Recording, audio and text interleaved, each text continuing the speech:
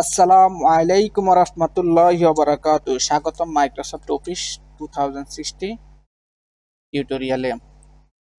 আমরা আজকে Microsoft office 2060 এর হোম মেনুবারের হোম সম্পর্কে আলোচনা করব। হোমের যে সকল ফাংশন রয়েছে তা নিয়ে আমরা বিস্তারিত আলোচনা করব। আমরা এখন মাইক্রোসফট হোম দেখতে পাচ্ছি। এখানে হোমের ভিতরে copy paste cut, font size, font এবং font size, bold, italic, underline ইত্যাদি অনেক ফাংশন রয়েছে। আমরা একটি একটি করে আপনাদেরকে দেখাচ্ছি, আপনারা আমাদের সাথে থাকুন। আমরা প্রথমে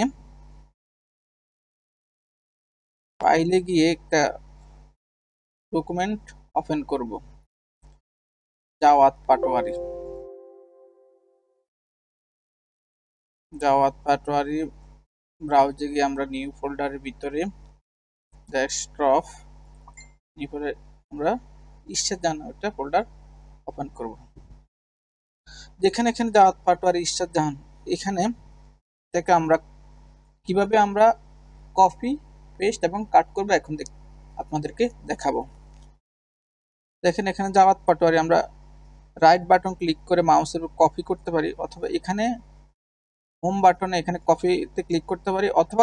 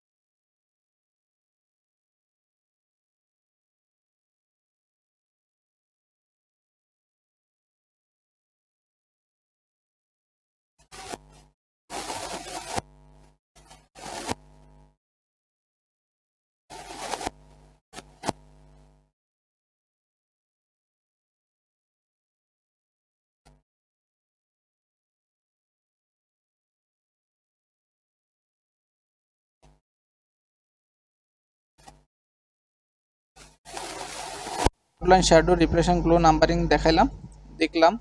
তাহলে আমরা এখন কিভাবে লেখার ব্যাকগ্রাউন্ডে কালার করব তা দেখালাম।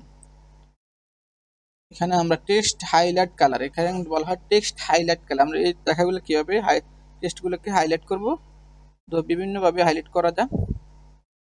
লেখাটিকে সিলেক্ট করব, সিলেক্ট করার পরে আমরা লেখাগুলোকে হাইলাইট করতে পারি।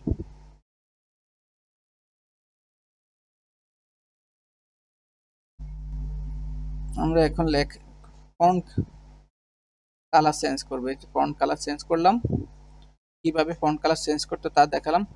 এখন আমরা লেখাগুলোকে কিভাবে লেফট সাইড মানে লেফট অ্যালাইন লেফট করা যায়, আমরা এখানে অ্যালাইন লেফট করতে পারি কিবোর্ডের মাধ্যমে, অথবা কন্ট্রোল এল প্রেস করতে পারি, অথবা কন্ট্রোল এল এ প্রেস করলে লেফট, কন্ট্রোল আর এ রাইট রাইট, আর কন্ট্রোল ই প্রেস করলে মাঝখানে, এবং লেখাগুলো আমরা জাস্টিফাই করতে পারি। সবগুলো সিলেক্ট করার পরে আমরা জাস্টিফাইতে ক্লিক করলে জাস্টিফাই হয়ে যাবে। তাহলে আমরা এখানে অ্যালাইন লেফট, অ্যালাইন সেন্টার এবং অ্যালাইন রাইট এবং জাস্টিফাই দেখলাম। এখানে আমরা দেখতে পাচ্ছি বুলেট, লেখাটিকে বুলেট করা যায়। কিভাবে বুলেট করবেন, এই যে লেখাটি সিলেক্ট করে বুলেট করা যায়। তারপর বুলেটে বিভিন্ন ধরনের আইকন রয়েছে, আইকন দেখতে পারি। তারপর আমরা নাম্বারিং করতে পারি, বিভিন্ন ধরনের নাম্বারিং আছে। বিভিন্ন ধরনের নাম্বারিং এর মধ্যে এখানে আরেকটা আছে মাল্টি লেভেল লিস্ট, নাম্বারিং এবং বুলেটস আমরা দেখালাম। তারপরে আমরা এখন দেখাবো কিভাবে বর্ডারে, ব্যাকগ্রাউন্ড বর্ডারে কালার করা যায়। যে ব্যাকগ্রাউন্ড বর্ডারে কালার করলাম, আমরা এই লেখাটিকে ফুল বর্ডার দেবো, এই যে বর্ডার।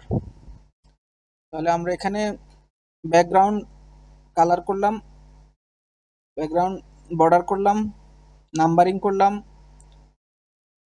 তারপর আমরা বুলেট করলাম, প্যারাগ্রাফ করতে পারি। এখানে প্যারাগ্রাফ, আমরা এখানে প্যারাগ্রাফ দিতে পারি।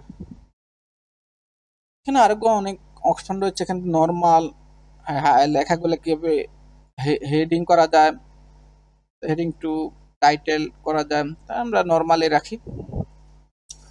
এখন এখানে আরেকটা অপশন রয়েছে পাইন্ট। আপনি একটা লিখিকে খুঁজে বের করার জন্য ইশরাতে খুঁজবো,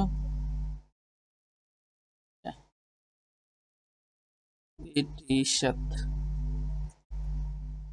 আমাদের ইশরাতে খুঁজে বের করছি, ইশরাত জাহান। কত জায়গায় ইশরাত আছে দেখাবে। তাহলে আমরা ইশরাতের জায়গাতে আমরা অন্য কিছু রিপ্লেস করব। এখানে আমরা ডাবল এম আমরা রিপ্লেস করব।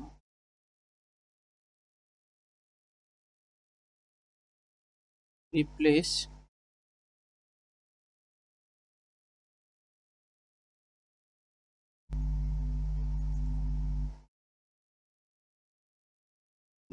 টিফুলিটা আমরা রিপ্লেস করলাম, আমাদেরটা রিপ্লেস হয়ে গেছে টিফুলি। যত জায়গায় ইচ্ছা ছিল টিফুলি হয়ে গেল। তাহলে আমরা এখানে দেখলাম কি হোম ট্যাবে আমরা